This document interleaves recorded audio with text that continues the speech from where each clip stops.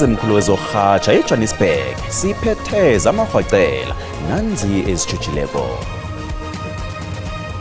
Hey Julius, I hope you have a warm day like we have here. You know, it's warm. This fan of mine's not working so lekker. I don't know if it's because it's hard. I'm not sure what it's doing. Ikomishini kaMadlanga izwe ubufakazi obuthusako obukhambisana nokukhabiselana ngemali ethiwa batsho yayihlobana nentakamizwa ezazithengiswa zinkhulu. Know that there are a lot of complaints from communities around in terms of hosting these people here from Sherwood and other places. Mphathi womnyango wezangikhaya KwaZulu-Natal uthi iwolo yeSherwood eThekwini ifaliwe njengobana yokusetshenzelwa kenye indawo yesikhatshana yokuhlela imfanelo sokuhlalisa amaphandle. This has been one frustrating area and I think for everyone associated with being here. We encountered similar situations at the Africa Cup of Nations. Usihlalo wehlangano yezababeki indaba bebholo eSouth Africa uvelile Mnyando uthonyekile ngempatho abayithola emazweni wangaphetsheya kwamalwandle nafanele bahatshela amaSouth Africa wonke umsikinyeko webhigiri yephasi.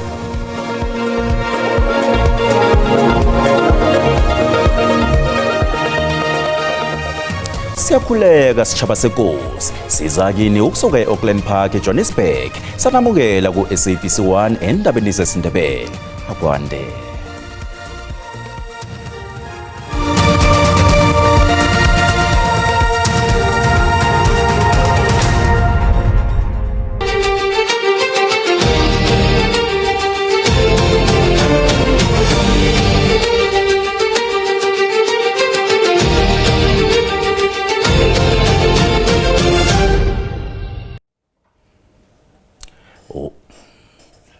Umphathi we-Medicare 24 Holding uMichael van Wyk uthukwe wapheze wajanyelwa ihliziyo kanti lokho kwenze ukuthi abhalelwe kuvela phambi kwekomishini kaMadlanga nanyana kunjalo lokho akhange kwenze kubhale ukufundwa kwemilayezo yakhe eveza bona bekasebenzisana noVusumuzi Matlala ekuthengisweni kwe-cocaine kunye nendaba yokuthi uVan Wyk wafumbathisa isekela likakomishinara we-EMPD uJulius Mkhonazi ngendaba yamalampa ahlaza. Ukuthwila kwakaMichael van Wyk ekugcina kubangela ukuthi abhalelwe kuvela phambi kwekomishini kaMadlanga akhange kuliye indaba yokufundwa kwemilayezo yakhe yeWhatsApp evalwa hlangana nemibiko yobufakazi. Imilayezo le ifaka hlangana umgadangiso wevideo uVusumuzi Matlala awuthumela uVan Wyk otshengisa intina zendakamizwa zecocaine lapha uMatlala abuza khona ukuthi zingabiza malini. Lokhu kutshengisa ukuthi ukomishinara lo noMatlala bebasebenzisana ekuthengisweni kwendakamizwa. The chats reflect that it was sent from Mr. Matlala to Mr. Van Wyk at 10:25 on the 6th of April.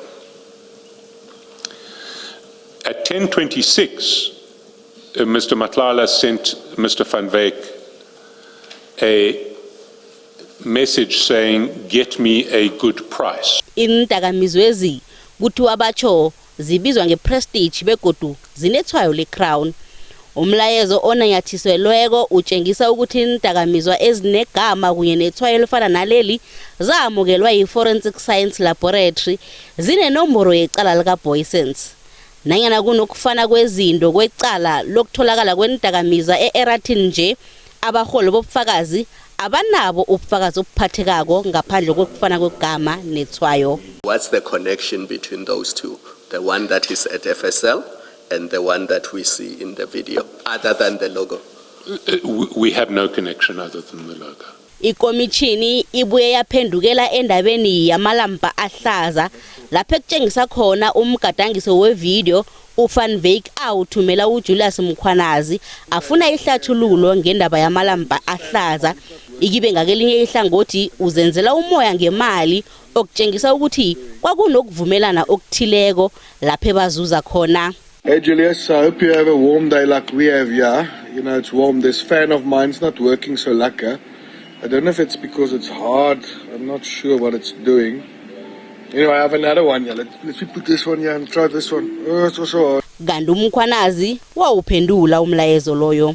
We'll push tomorrow well motivated. And how we understand those messages is he will push to get the blue lights sorted out tomorrow, and Mr. Van Wyk has motivated his case very well with the video. Ngokulayelwa kwekomishini kuyaraga.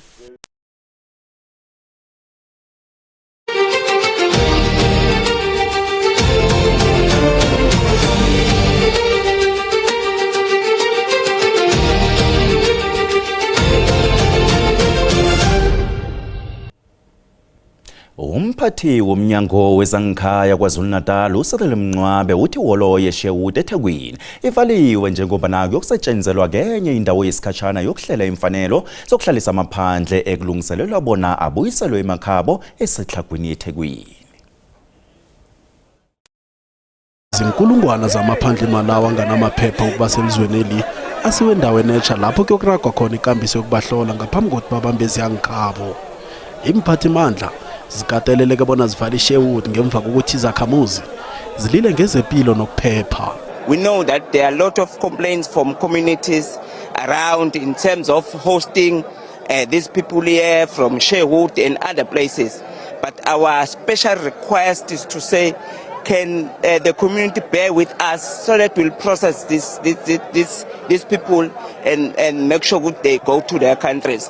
We did put some services here like water and toilet and other services to make sure that the site is safe, everyone is being processed. Ezinye impesi ezithutha amaphandle la sezisendleleni eMalawi. Ikomishini yamakhetho IEC ithi ihlolisa abavoti abangaphezulu kwe-2.9 million emzombeni wokuthoma epelavekeni yokutloliswa kwabavoti ngaphambi kokubanjwa kwamakhetho aborhulumente bemakhaya ayobanjwa mhla amalanga 4 kuSinyikhaba. Ngokutsho kwe-IEC ukuphathwa kwemishini yokutlolisa kuthuthukisiwe kunye nokurhabiswa kwamahlelo okuzitlolisa nokwenze kube lula ukuthi kutloliswe isibalo esiphezulu ngepelaveke esibuya kiyo le. Isikhulu sekomishini yekhetho uSay Mamabulo uthi isibalo sabavodu abazihlolisileko sitshengisa ukukhuphuka nga-1.7 million ekutlolisweni kabavodu nakulinganiswa naleso sango-2021. Ubuke izinto ezinengana ngetuthuko ekhona le ekutlolisweni kwabavodu emahlelweni wabo wokutlolisela ukuvota.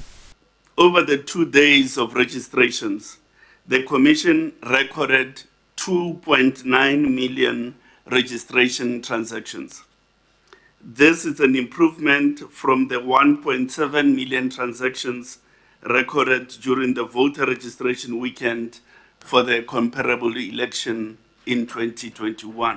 uMamabulo umemezele ukuthi ukuzihlolisa ngethungelelwano lemoyeni akukakabi ukulinganiswa okwenza bona amaSewula Afrika anelungelo lokuvota akhone ukuvota bebachugulule imininingwana yabo baqinisekise nelwazi ngaphandle kwendleko. The Commission announces a second voter registration weekend which will take place on the 1st and 2nd of August. Ikomishini yamakhetho ithi ijimeli ngalo kubingwe ukuthuthukiswa ukutholakala nokukhuthaza ukukhuphuka kokuzibandakanya kwabavodu emahlelweni nabo ngaphambi kokubanjwa kwamakhetho wabohulumende bendawo azako. Uspika weParlamente uThoko Didiza uthi ufuna ukuyiphaya yonke indaba yokuthi uthatha ihlangothi ngokuthi akhethe ukulandela isicundo esithethwe yikhotho ephakemeko eTlhagwini Kapa ngesibawo esirhabako esifakwe ngumengameli uCyril Ramaphosa ukuthi ikhotho ijamise umsebenzi wekomiti ephenyako. Umengameli ubawe ikhotho ukuthi ijamise umsebenzi wekomiti ephenyako yesection 89 beqedwe umbiko kaNgcobo ozijameleko ukubuyekeza isibawo ngokukhukhulamungu. Ikomiti ephenyako kuphikisa lokho. UDidiza yena uthumela amaphepha afungelweko akhambisana namaphepha wekomiti le ukusiza ikhotho ukuthi ithathe isicundo sokugcina ngendaba le. Nabeka ukukhulumisana neSABC uDidiza uthi kucakatheke kakhulu ukuthi iParlamente yamukela amazizo wekhotho ngombiko lo bese irakele phambili ngomsebenzi ukusuka lapho. Ngano zepolitiki ziveza ukudana zithi azikholwa ukuthi iParlamente ayivumelani nesiqundo sekomiti ephenyako sokuphikisa isibawo esirhabako sikaMengameli. Nanyana indaba lesele yenziwe yepolitiki nje uDidiza ukandelela ukuthi uwaqale woke amahlangothi. reluctant to actually abide and give an explanatory affidavit to the court, which will complement the arguments of the committee. And at the end, the court will then decide which is the best route. Hlalo wekomiti ephenyako le uqinisekisa ukuthi ufaka incwadi efungelweko yiphikisa isibawo sikaMengameli. Is continuing with its work. On Wednesday, the 24th of June, the committee will meet where we'll discuss and consider the draft terms of reference and also the process of appointing the evidence leaders. So the work of the committee continues. Indaba lalelo khothe phakemeko yeTjingalanga Kapa ngomhla ka-15 nangomhla ka-16 kuvela abahlinzeki.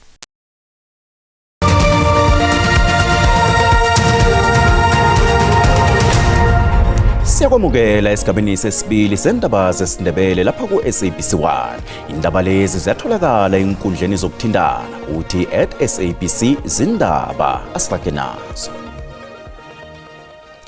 Ngiyathuwelela ukuthonyeka ngomguruguru ohlobana nekhetho elizako nokuphepha kwabosopolitiki namalunga omphakathi okulandela ukubulawa kwabantu ezehlakalweni ezihlukileko ngesikhathi sokutlolisela ukuvota ngepelaveke. Amapolisa athi sekubulewa abantu abane elizoneli ngesikhathesi. Izehlakalo ezenzeke emfundeni ezihlukahlukaneko ezi ziletha ukuthonyeka ngevikeleko ngaphambi kwekhetho laborhulumende bendawo nguSinyikhaba. Hlangana nabanye ababuleweko kumkhethani wepolitiki eDanon nelunga leforum yamapholisa omphakathi emfuleni eKapa.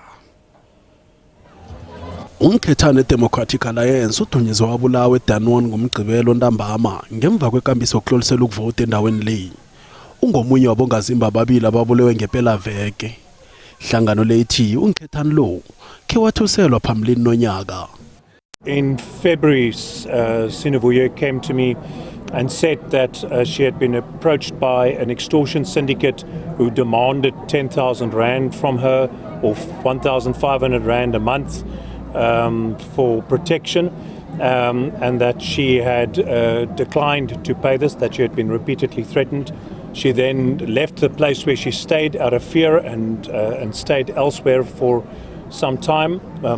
We arranged for her to go make a statement with the South African police. Ikomishini ezijameleko yamakhetho ithi isebenzisana namapolisa ukuqinisekisa ukuphepha ekambisweni ekhetho. Kodwa izehlakalo lezi ziphathisa ihloko ngaphambi kwekhetho langoSinyikhaba. Diminishes us, not only that particular candidate, but we also know of a CPF member in Mfuleni. It was also killed tragically as well.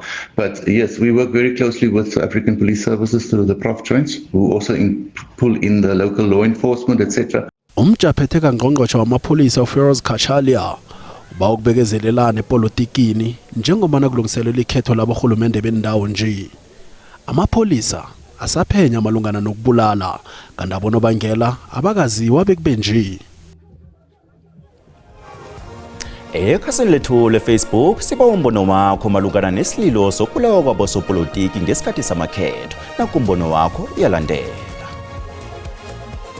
Abana abantu manje bafuna ipower ngoba uma ubheka kahle into abayingenele lapha kulamakhethi imali nje kuphela.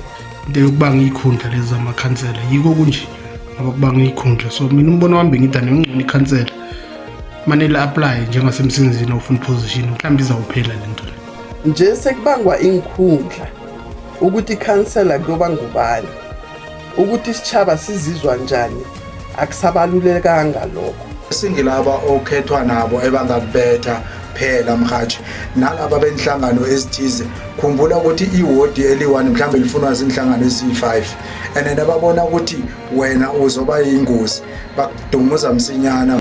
Mina ngixaka wona uhulumeni wethu umsakazi usonga izandla kakhulu makuziwa ekubulaweni kwabantu.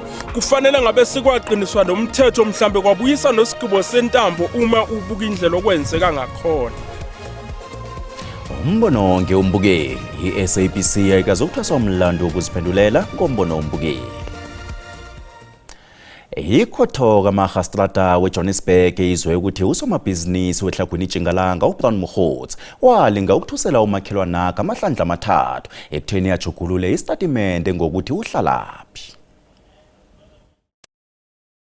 Igqwetha lombuso lithi bachongo mhla ka5 kumgwengweni ilanga ngemva kokuthi uMkhotsi adenywe bail. uMkhotsi ulingukuthusela umakhelana akhe uThandiwe Sinokwane amkatelela ukuthi achugulule istatement sakhe asinikela amapholisa. Lokhu kuvela encwadini efungeleko yepolice eliphenyako evezwa izongo batsho ukuthi uSinokwane uthuselwa amahlandla ngaba mathathu. She informed me that she was visited by Dorothy Lekhwaba at her house. She was told by Dorothy Lekhwaba that she must give another statement stating that house number is the same as Dorothy Lekhwaba house number. She informed me that she feels intimidated. Igqwetha lomsolwa liyiphikile izongo bachole neyomtato dosiweko lithi lokhu useMaria Dlana wombuso wakupenda uMkhotsi njengomuntu omumbu kwenzela ukuthi ahlale emaseleni. If according to the statement of Mrs. Sinokwane, whatever her concern is meets the requirements legally of what an intimidation is. The state then says that a telephone was handed over to Mrs. Sinokwane and somebody said, Sisi sizokhuluma. Without being an expert on interpretation, it means Sisi will talk. If anything, that does not suffice as intimidation. Kananya na igqwetha lomsolwa lithi batsho amapholisa atshengiswa lapha kuhlalwa khona uMkhotsi ekumimize emithathu kusuka lapha amapholisa avakatshela khona. Ipolice eliphenyako liyakuphika lokhu. Umbuso uthi istatement se-Wi-Fi esisetshenziswa ligqwetha lomsolwa njengobufakazi balapha uMkhotsi ahlala khona asivezi igama likaMkhotsi namkha likanaka wakhe ikhothe etshela ukuthi nguDorothy Lekhwaba.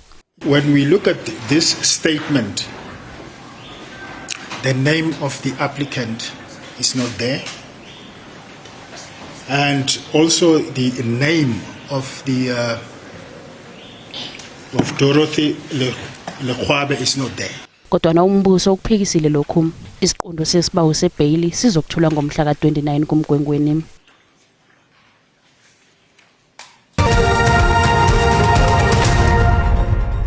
Ngezemali iranda lehlile nalinganiswa nezinye imali ezinkulu.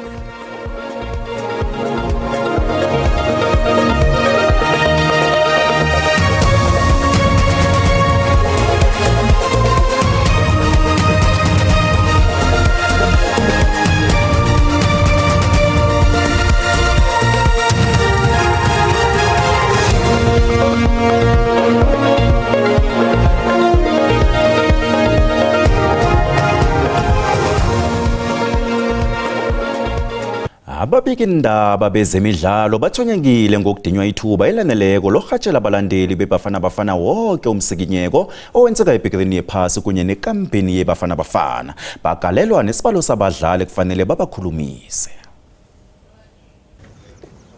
Umnyanda uthonyekile ngendlela ababikindaba baphethwe ngakhona. Badinywa ukurhatshela amaselo Afrika konke okwenzekako kule midlalo yebhigiri yephasi. Uthi nengikhampani zenhlangano zezokurhatsha zisebenzisa imali eziningi ukuthumela ababikindaba babo ukuthi babe ingcenye yebhigiri.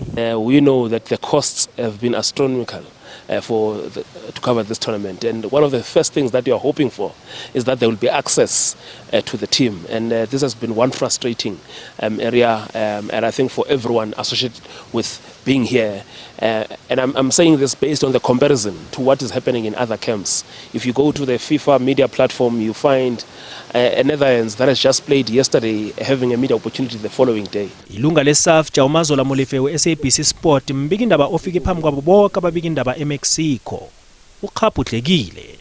I'm not 100% surprised. I mean, we encountered similar situations at the Africa Cup of Nations where we didn't quite get access to the team.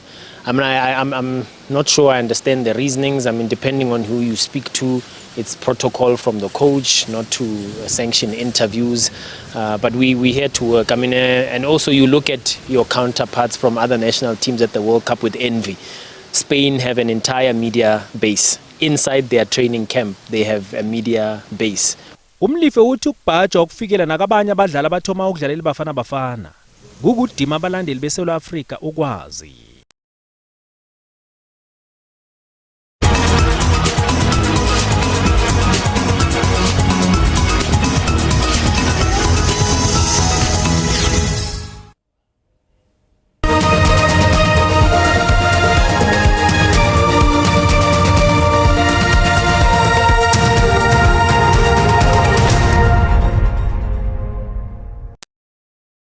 Khaya ngomvulo napubujamo bezulu amathuba nge-30% pheze inarha yeSouth Africa le yonke kanti ke zinkomba zomoya lezi ozibonako ngale ngetjingalanga ligubuzese ngamafu kungokuhlwa namhlanje sikusasa sibona lapha ikungwe nengi tshejana niyelele khulukhulu ekseni abantu nabatshayela kwamathuba wezulu godi nge-30% phakathi nenarha yeSouth Africa naka umoya kade uchidela lapha ngesifundeni sangetjingalanga Kapa uphekelela amathuba wezulu sinasicala ke lapha amazinga okushisa sithome ngapha ngeGauteng liyaphola Pitori nge-20 nalapha eBronkhorstspruit kanti ke Johannesburg kumakhaza pheze emini yonke nge-17 ngemva kwamadina iLimpopo sibona ke ifuthumele lapha eMusina futhumele eGiyani kodwa ke lapha endaweni zaboMkopane lipholile ngemva kwamadina nge-22 kodwa nebusuku nekuseni khona ke kumakhaza kusempumalanga ke lapha nakhona ebusuku nje nekuseni kumakhaza ngokuhamba kwesikhathi sibona lapha imbombela iyafuthumala kezinye indawo ezifana neMalahleni nge-19 lisathi ukuba makhazana tshejani nimbathe nifuthumele kile sasifunda iKwaZulu Natal le esibona ko nayo ebusuku nekuseni kumakhaza Clay Richards Bay ngokuhamba kwesikhathi futhumele kamnandi nge-28 Durban lapha nge-26 Pietermaritzburg nge-24 asiyocala isifunda sangaleke ngePumalanga Kapa siyasibona naso ke ebusuku nekuseni kumakhaza lapha ke eMalitswayi kumakhaza emini yonke kukompo yafuthumela nge-26 ngemva kwamadina nemthatha nge-25 eGqeberha nge-24 nakhona kufuthumele ngemva kwamadina siyalapha ke eTjingalanga Kapa sifunda pheze sonke imini yonke kumakhaza eCape Town amazinga nakatha phezulu nje i-15 degrees Celsius iGeorge iOudtshoorn neMossel Bay ngemva kwamadina zithi ukuphola nge-20 kuya ku-21 sithinga lapha eTlhagwini Kapa kusasa kufuthumele angithi lapha libuya nganeno eUppington kupholile nalapha eKuruman neKimberley kodwa ebusuku nekuseni kumakhaza bese lapha esifundeni endaweni ezingesewula neTjingalanga kumakhaza imini yonke iFreystata ke leya nayo ke eBloemfontein makhaza imini yonke ngemva kwamadina kulapha nje ku-19 iViepenar nge-17 iFixburg nge-15 kanti ke ezinye indawo njengalapha eBothaville lithi kubuya nganeno nge-22 degrees Celsius socala lapha ke kokugcina isifunda sangale ngeTlhagwini Tjingalanga naso ke ebusuku nekuseni kumakhaza ngokuhamba kwesikhathi iRustenburg yaphola nge-20 Mahikeng nayo nge-20 asibonane kodwa ngesikhathi esilandelako dido